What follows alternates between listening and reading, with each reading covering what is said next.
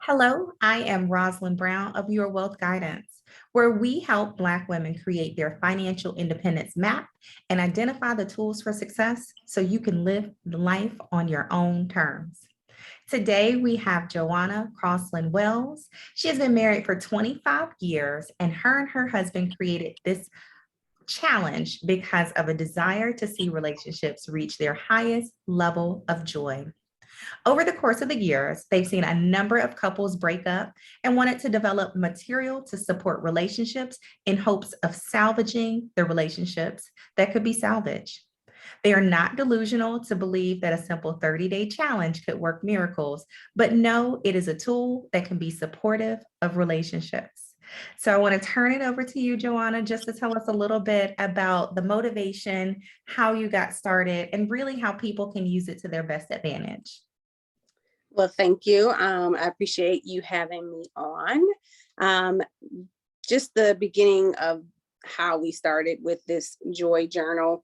I say the idea came to us, I don't know, 5 years-ish ago.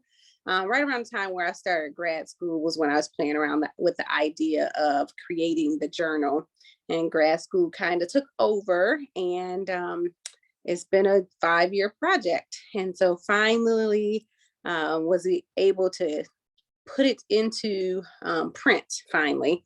We had the concepts from activities that we've done over the years. We've been to a number of marriage retreats and participated in different kind of marriage activities where it's like ceremonies and like renewal ceremonies and at church and different things like that. And so a lot of the activities that you'll find in this challenge come from some things that we have done ourselves and really enjoy doing. I think like you mentioned in the bio, we have been a couple that other couples have come to for guidance, for advice, for, just relationship tips or tricks, so to speak, over the years. And so from that, people are always like, well, what's the magic sauce? Like, how have you been able to maintain a relationship for all these years? And we're like, there's really not any magic to it. It's just the idea around making sure that you are considering the other person and the other person is considering you, and that you are proactively working on ways to improve your relationship, ways to connect, ways to make sure that you are keeping the spark alive, so to speak.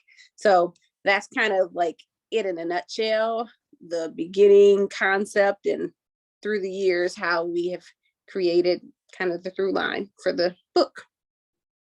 Now, we have a number of ladies in the group. They are not married. Is this a tool that they could use maybe if they are just dating, or maybe even something that they can use in just relationships in general? So whether it be friendships, not necessarily romantic relationships.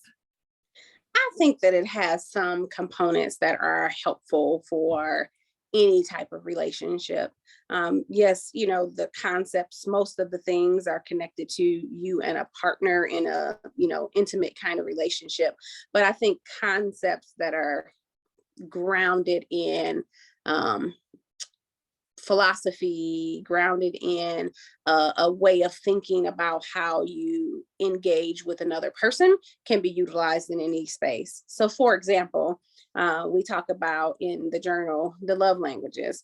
And I know that over a number of years, that term or those ideas have probably been overused, quite frankly. But they really have some foundational pieces for us so that we can understand how to interact and engage with another person based off of what they need and what they desire, not based off of how you want it. And so in a friendship relationship, in a work relationship, in any type of like combination of two people having to interact with each other, it's probably best to know what makes them tick, what floats their boat, so that you can engage in a meaningful, productive way. I think about like on my job, for example, we don't necessarily talk about love languages, but we are very intentional about knowing the people that we work with so that we can acknowledge them in the way in which they want to be acknowledged. So if you have a person who loves affirmation, let's say, which is one of the love languages, they want to be affirmed. They want to know that you see them and are like appreciating and valuing them for what they bring to the environment. Then you might have to do those kind of like, I don't know, shout outs in staff meetings, or giving them a note that says, thank you so much for all of your effort. So like those kind of people, though, that type of person, it just makes sense to speak to them the way they want to be spoken to, so that you can maintain. So for us, it's like about retention. Like we speak to people's love languages for retention purposes, so they stay employed with us. I think that happens in a girlfriend relationship as well. Like if you know your friend thinks that their birthday is a national holiday, then you might have to, get them some, make sure you acknowledge their birthday, even if it's not you. Like I am not a person who cares at all about birthdays. You don't got to say nothing. You don't got to acknowledge it. None of the above. You can bring me some snacks and I'll appreciate you, but I appreciate you for doing that on a Tuesday, on a random Tuesday. But I also have girlfriends who think that their birthday is national holidays. Can I be like, I don't care? No, like I got to speak to what speaks to them, so that we can maintain a friendship that lasts over a course of, time. And I think that makes so much sense. There's so many different relationships that really play into the success of our day-to-day lives. And last week we talked about, or we had our vision board party. And so it was a great opportunity for us to really put together things that we want to see for our 2022. And so some people said they wanted to get married. Some people may have said they wanted to strengthen relationships that they have. Maybe it's even strengthen relationships with your parents, with your siblings, your coworkers. Maybe friends that all of a sudden you all aren't as close friends anymore. And so with that understanding, it really kind of feeds into what you're talking about, from kind of understanding how to communicate and really how to connect with those people that you really care about in your life. Yep, 100%. I mean, like another component, just, to piggyback, there's just pieces that you have to know about relationships in general in order to continue to build and develop the relationships that you have, solid relationships. Communication is for sure a key component. Like if you don't know how to ask questions and like speak to the person the way in which they can hear you, is going to impact like everything and connected to your relationships. Now, what's some of the biggest lessons that you learned? So as you've gone through the challenge yourself or taken other people through the challenge, what's kind of a consistent lesson that people are learning as they're experiencing this? I think for me, the consistent, and again, this is year 25 in June for myself and my husband. We're going to Costa Rica to celebrate our 25th wedding anniversary, doing a vow renewal. Super excited. But like we've done a number of these activities over and over and over again because we enjoy them and we learn something new every time. Like you have to, I think we all evolve, even though you're like, well, we've been together for 25 years, I still learn new things because he's changing. Like he's shifting and changing in things that he likes and things that he doesn't like. I'm like, I thought you, that's interesting. That ain't your favorite thing no more. Okay, well, whatever. I'm adding that to my Rolodex. But I think like one of the things that I think is the cutest activity in here, there's a number. There's like clearly a lot of them, but one of them is planning a weekend getaway where you have to be intentional about planning together. And so in our relationship, typically I'm the planner of the getaways of any trip that we have, family trip. If it's a thing for he and I to do, I'm still the person that's the boss of it. Like somebody calling on the phone went away. It's back. I'm back. So I'm the planner all the time. And I'm like, so intentionally on purpose, I put in here, that you have to plan it together, because I already know there's sometimes usually a person who does all of the stuff. And I'm like, you gonna have to help me on this one, sir. So I put in that we have to plan it together. You have to do a one-take trip. You can fly if you want to. Like if you don't want to drive somewhere for the weekend, you want to fly somewhere for a weekend. I mean, I guess the tank of the plane counts. I don't know. But anyway, it's meant for all expense areas, like so people's budgets. So if you have a tighter budget, you can go down the street. If you have a bigger budget, you do what you do. So anyway, in that planning, you have to pick, a place that you haven't been to, or, and then when you're there, you have to go to a restaurant that you typically wouldn't go to. Like you can't go to McDonald's, you can't go to Applebee's.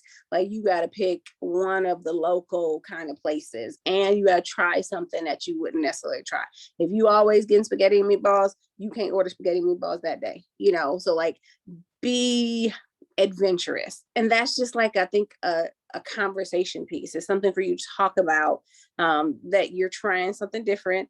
And even if it's you gonna complain about the fact that you can't order your spaghetti and meatballs, at least it's something y'all talk about, because sometimes when you've been together for a while, sometimes it gets stale. And so you have to have other things to infuse in there to bring back some of the fun and spark in your relationship. I love it. Now, I know this isn't the first journal that you have done. Tell us a little bit about kind of how you got started in creating the journals, and then what are you seeing in terms of results from using some of the journals, and then the kind of premise behind journaling overall. Mm-hmm.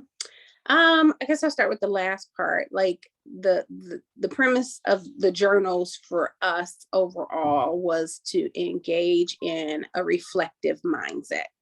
Like, and really this one is kind of like a journal / planner / workbook. And I just called it journal, because I'm like, I don't know what else to call it. But it has a component of all of that, like there's the reflection pieces in there, where you're supposed to like do a thing and then pay attention to how the thing lands. If it was that for example, we have in here, and I'll show you the cover. It's orange on this one, but then I got another one I made with yellow, but it's the same thing. So we have the 30-day and then we have a 10-day. So those are the two versions. And we are in the midst of creating, because we're doing a series with a church for their marriage ministry. And so we are doing that, kind of like taking these 30 days and breaking it into like a curriculum for the year for their marriage ministry. So that'll be another version after we go through doing it that we will launch, at the end of this year at some point, once we've gone through the whole series with the marriage ministry. But anyway, in here, one of the pages talks about random acts of kindness. We call them racks. It's just some little terminology we created. And so the idea of that is that you are to pick a couple different things in here, random acts that you will sort of randomly plan to give or do for your partner. And so that's kind of the planning piece of the journal planner workbook. You'll put on a calendar the activities when you're going to do this random act of kindness. So you're planning for it, which is part of that proactive piece where we talk about being proactive, being intentional about the things that you do that are supportive of what your partner would appreciate. And so that's the planner part. The journaling part is like, okay, I'm going to do this random act of kindness on, day 7, let's say. And at the bottom of day 7, it has a space for you to talk about some of the things that you've done for your partner, either in the area of like the random acts of kindness or in the lugs that we have, which are called level up goals. So it's like, here's a space in your relationship that you want to improve. Let's say it's about, I don't know, intimacy might be one of the places that you picked as one of your areas that you want to focus on. So there's that intentionality of, I'm going to focus specifically on this intimacy thing. It's right now it's at like a level 4 out of 10. I want to get it to a level 6 between now and the end of this challenge. What are some things I'm going to intentionally do connected to that area? And so if that is your goal, that's the lugs, the level up goal, you are going to be intentional about making sure that you're doing things that connect to that goal that you have. And in that, you're reflecting on it. Like, what did I do? How did my partner respond to the thing that I did? Should I do it some more? Should I do something different? Like that kind of paying attention is something that we oftentimes, I'm going to speak for myself. I don't often do. I don't pay attention as much as I should until I'm paying attention. And so this helps me to be intentional about focusing on that one area or 2 or 3. It's up to you how many areas you want to focus on during this challenge, but hopefully it's meant to carry you past that time period. But journaling is the reflection piece. The planning is the intentionality piece. And then the workbook is kind of just like, it's a support to help you navigate this little chunk of time that you can hopefully incorporate and do repeatedly over and over again. Not necessarily the journal, but the habits that you are creating around like focusing on the other person. I like it. Now, I know you've done some other journals too. Oh, yes, So yes, tell I us did a say little that. bit about some of the other ones that you have that people might say, well, goodness, I don't have the husband or the boyfriend today. Tell us some of the other journals that people can grab and use if they don't have the relationship to work on that side. Got it. Yes, you did say that. Girl, I forgot. You see, that's why you're good at what you do. You like actual question. Okay. So the other one that we created was connected to moving abroad or traveling abroad or moving down the street. Really, when we initially created it, it was because we were going on a trip to Mexico, family trip to Mexico during the Christmas break. And it was going to be like a 15, 16-day trip. And so in my mind, I'm thinking, we have 4 kids. And so we wanted them to experience like Mexico, not the touristy parts, not going to stay at a hotel and, being on a resort and somebody brings you, Mai Tais or whatever. We wanted to be with the people. And so with that planning, I looked at it kind of from the lens of moving to a location so that I could learn what is in the area for me to like discover and be with locals and do what the locals do. And so that thought process was like, well, I got to look up all this stuff for planning this, half a month trip. And then from that, I'm like, we going back. So we will be going back in sometime this year to spend a longer chunk of time to do some more immersion kind of thing. And so from that, we decided, okay, well, we got to write all this stuff down. We got to keep track. We don't want to keep having pieces of paper here and there. Let's put it together in a way that we can keep track of it, especially for when we go back and for future purposes. So, of course, that curriculum and instruction kind of mindset, like that's my area of expertise, is around developing curriculum, delivering content, like that kind of stuff. And so I was like, well, let me create a journal, a planner, or something or other to capture this. And then I was like, well, other people kind of might need it too. And so a few people have reached out to inquire about it. It's, I don't know if I got it right here or not. Wait, let me see. Haha, I do. It is right here. It's called Moving Abroad. But I think I'm going to change the title to more so like Moving Abroad, Moving period, or Traveling Abroad, because there's just a lot of components in here to help support that mindset. So like for us, I was looking at what did I need for a visa, like a tourist visa and stuff like that. So I have a whole area connected to that. And then like housing, where were we staying, and how much is it going to cost me to travel from place to place? Because we went to 6 different cities while we were in Mexico. So I needed to like map all of that stuff out. So that is one of them. I think, just the being able to put things in a concise space and then have a mechanism to process the things that you're not going to think about automatically of what you need to know for when you're going and traveling abroad. And then also when you're moving abroad. So I have information about like, a year out, you need to do this.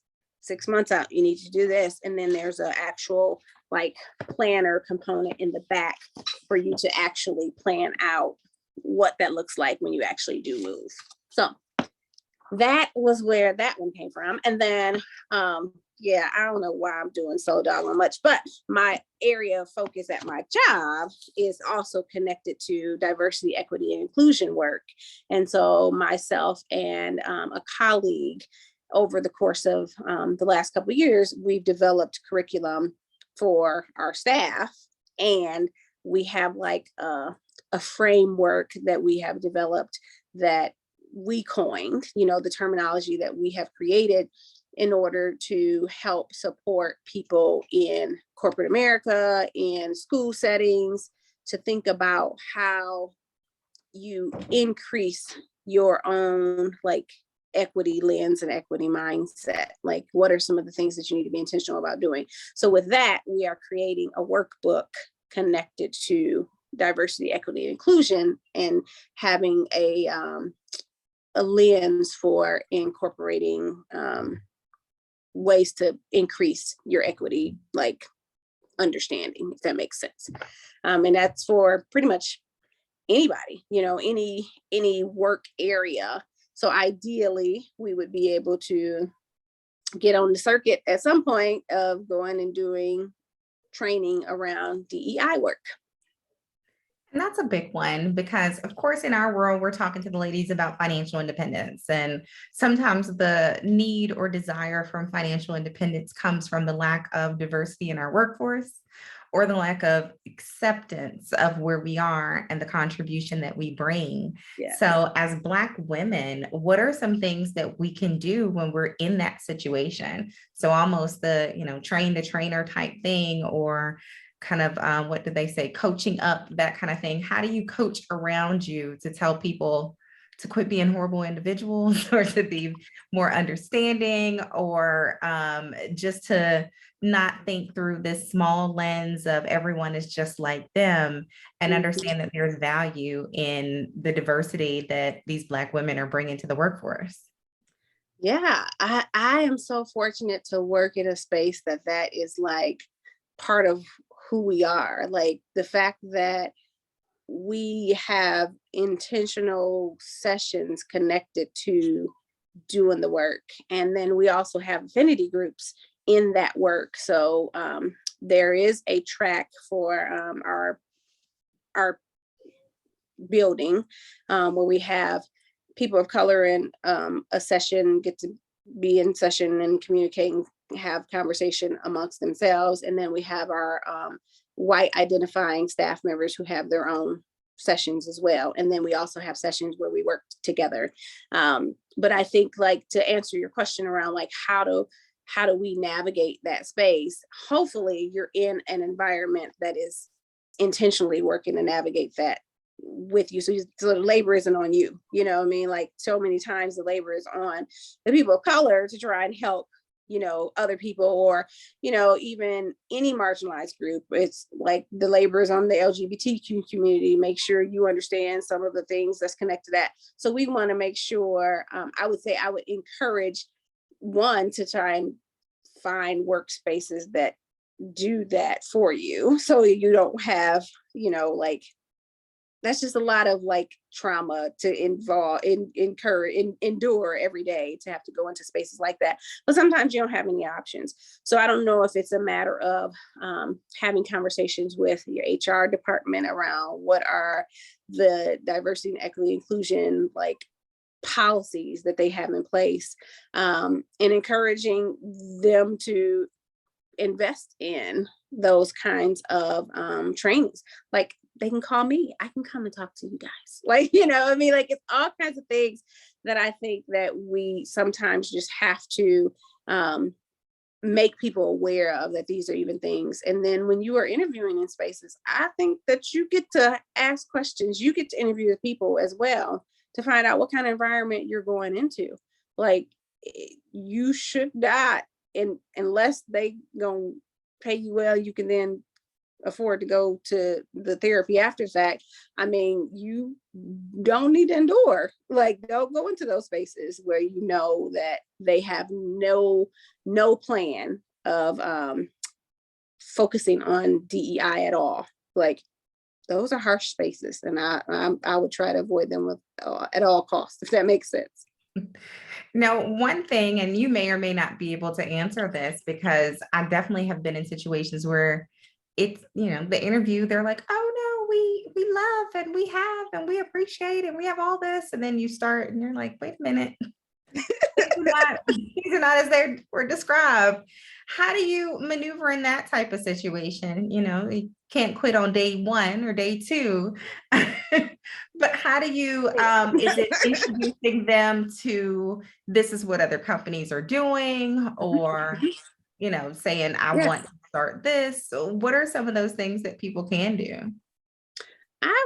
I hope that we are in, and maybe this is so utopian on my part, but there are allies, and for the most part, I have to believe so. There are allies in every space, and I think that finding out who those people are, seeking those people out to have some kind of refuge, is one piece, and then utilizing your allies to help incorporate some change in those spaces as well.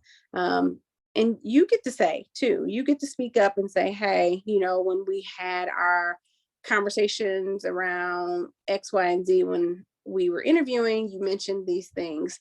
I'm not sure how far along those things really were. How can I support in getting those up and running more expeditiously? Because there seems to be a lack of whatever those things were that they promised was happening. But I mean, I think those three pieces is like, say your piece, ask the questions to encourage those things to happen, and seek out your allies. There are allies in every space. I have yet to experience where I haven't had allies. Now, this is going a little bit backwards, and this is based on, I know, our conversation beforehand. And a lot of the ladies, as they're thinking about either one, they don't work where they want to work or live where they want to live, or part of their financial independence journey may be venturing off from where they live today. And so I know you are originally from someplace a lot colder, and then you moved a little bit southern. So I want you to share a little bit about kind of where you started, where you are, and then just that journey, because I know somebody's sitting at home and they're like, I don't like where I live. I've lived here all my life. And they're dreaming about some random city. Sometimes it's a city they've been to, sometimes it's a city they've never been to before. Mm-hmm. But how did they kind of step out there the same way that you did so many years ago?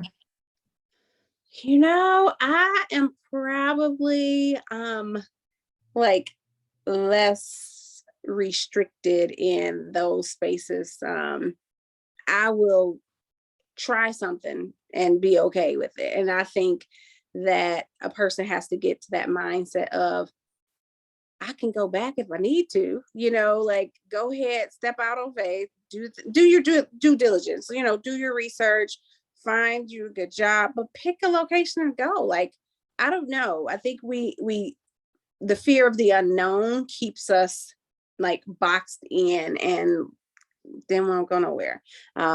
Like you said, I'm from Ohio, and a long time ago, my husband said, came out to Colorado for a wedding, and he was like, it's so fabulous. Like, we got to move there. And I'm like, We can go wherever, as long as it ain't Ohio, and as long as it's not as cold as Ohio. And people think we live in igloos in Colorado, but we really don't. It's the weather is way better than back in Ohio. I promise. We do get snow, but yeah, it snows and leaves in a short period of time, and the weather is really, really lovely. Anyway, most of the time. But for me, it was like, okay, so when we going? And it's like, I don't know, whenever. So whenever ended up being 10 years later. And I finally was like, sir, like, seriously, when are we leaving? And he's like, I don't know. I said, you know what? This is what we're going to do. We're going to both put applications in, and whoever finds a job first, we're going. Like, that's just it. And, working in education, clearly I was it, found a job quickly. And then we moved to Colorado, and we actually had one uncle that lived here. My husband's uncle was here at the time. And he was ecstatic that somebody was moving to Colorado because he had been here for 30 plus years at the time. And I think it was just the realization that the world is bigger than just Ohio was my first understanding of like, just go. And so we moved here. Now it's been 14 plus years now, because my oldest child is 14, moved here, got pregnant with him 5 minutes later. There's that. And now, quite frankly, I am in conversation with my husband now about like, what next? I think we both assumed that we would retire from Colorado. And I'm totally fine with making my way back.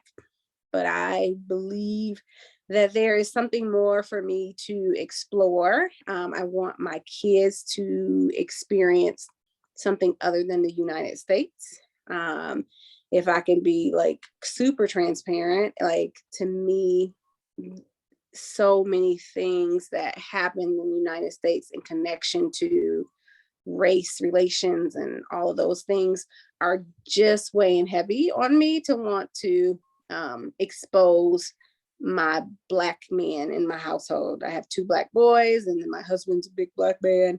I want to expose them to a space that doesn't look at them the same way that the United States spaces does. And so, he'll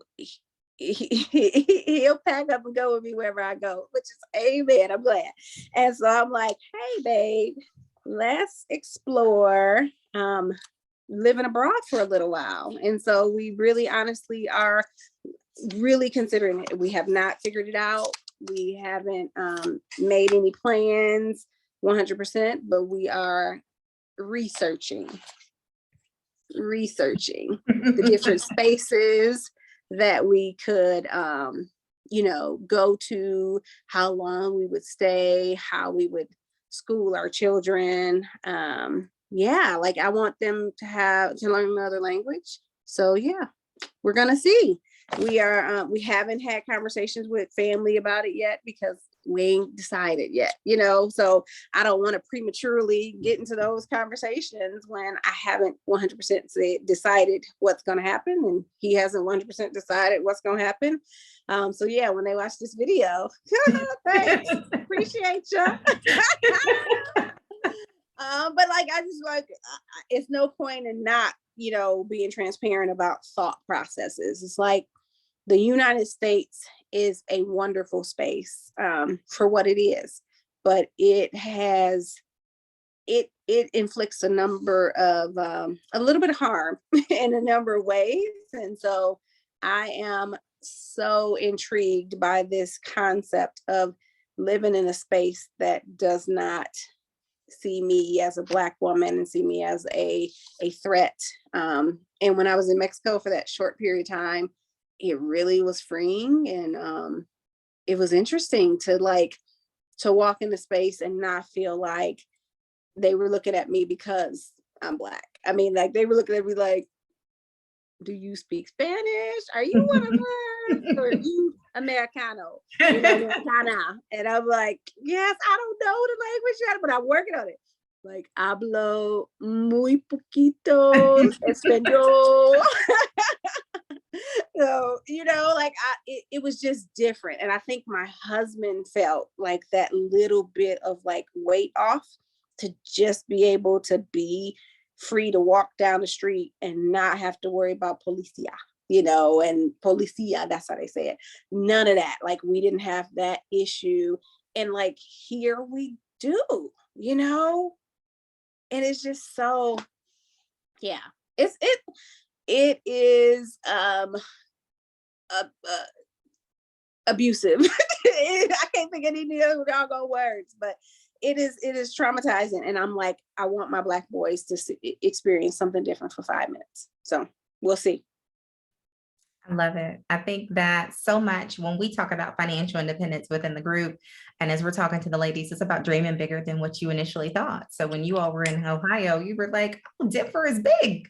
And so now you've outgrown that and you see even bigger. And like you said, you can always go home, but it's having those experiences and living kind of further beyond our wildest dreams. And really just, I mean, once you try it, you were like, oh, wait. And then putting together the pieces. So definitely your journal puts together the pieces to make it happen. So when we talk about putting together the team and the tools, that's part of the team and the tools. Yeah, for sure. Oh, go ahead. No, I was gonna say, I think one of the tools too that I've incorporated, because I'm a researcher, like I'm actually working on my PhD now. So like that's just like research times 1,000. In I just finished up my data collection. So now I gotta code this data and then write these last chapters. That's where I'm at. But that researcher kind of piece of me had me like, let me see what other people are saying. And so I encourage people in this journal and period to like join other Facebook groups of people who are doing what you think you want to do, so that you can then get firsthand experience about things that you either have like this misconception possibly about, or to confirm a conception that you have, and so in getting ready to like even go to Mexico, people were always like, ooh, it's dangerous there, and the cartel this, and watch out for this, and blah blah blah. And so I'm like, well, I ain't about to go and put myself in more harm. Let me see what people who are there. So I joined all kinds of Black face expat groups and regular expat groups, expats in Tijuana, expats in Mazatlan and Puerto Vallarta and everywhere, So I'm like, let me see what other Black people say their experiences are. And then let me see what other people say their experiences are who don't look like me. And I was really amazed at how often the concept or this notion of they feel safer in these different places in Mexico than they do in the US.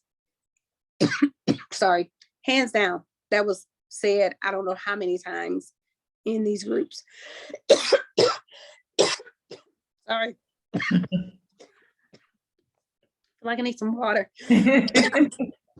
Oh. But I think that's the point too, as we start to plan and we start to kind of think about, well, what's going on, what's happening in our life, what's next, just having that research and really making sure that we're talking to people in various communities and saying, hey, what's your experience? And so I think sometimes we're like scared. So we're scared to jump out there. We're scared to figure out what's next. We're scared to say, could I make this move or could I make this change? And so just like you talked about is really going into these different communities and these different spaces, because when you go into these different spaces, of course, I mean, there is a safety of being in these Black spaces, but even just to go into the Plano expat groups and seeing what are they talking about and what's there. So you have that sense of community when you get there. So if it's in your dream and in your goal to move on to the next location and you're trying to figure out either how or where, that might be one of the things. And the how might come through just the communication with some of those locals too. So sometimes it's just good to go ahead and say, hey, how did you do it? How did you make this happen? How did you step out on, faith and just say, oh, I'm gonna head to this next location? That's key as well. Tell us a little bit in terms of how to buy. So if someone wants some of the journals, where would they find them? Well, both of them are on Amazon, actually. And I think like looking up my name, probably, I think that's one way to find it, or the name. This one's Moving Abroad, Planning, Planner and Journal. That's that one. And then Joy in the Journey is under Marlon's name and my name. So you can find those on Amazon. Also, there's links on this page, like website page I have. It's drum.io/Jouanna 6. Yeah. drum.io/JOUANNA 6.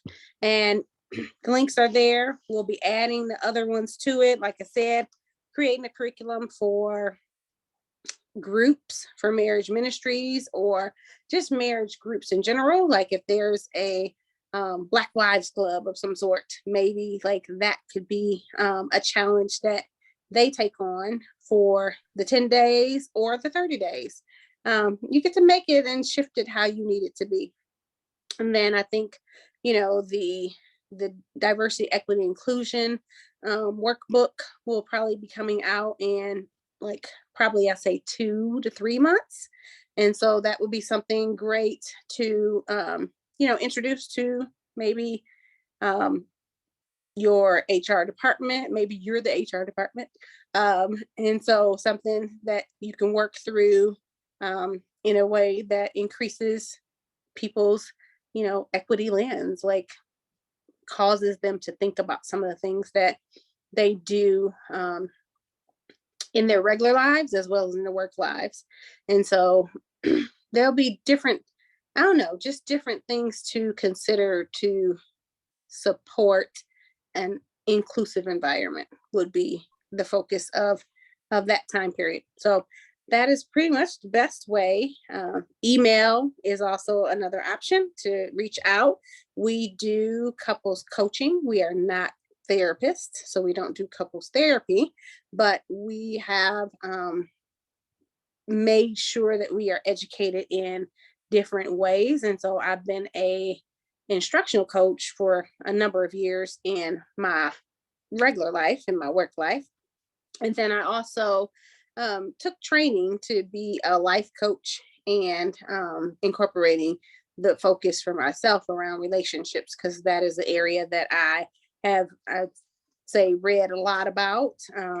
There's theory, and then there's the practice, the application component of 25 plus years of incorporating some of these things. So if there's a need for someone to talk to process with about relationships, about diversity, equity, inclusion, and about thinking about moving abroad, there are opportunities for us to connect. I love it. Now we're going to put all those links into the notes. So when you're watching this, just take a look in the notes, and then you can just click on those links. You can click on the website and so forth to get in contact. I want to thank you so much for joining us here today. A lot of great information. We're approaching Valentine's Day, so don't just make it one day of love. Make sure that you're using all the tools available to spread that love throughout the year. So I hope everyone has a wonderful day, and be sure to join us for the next Money Monday. Thank you so much. Thank you.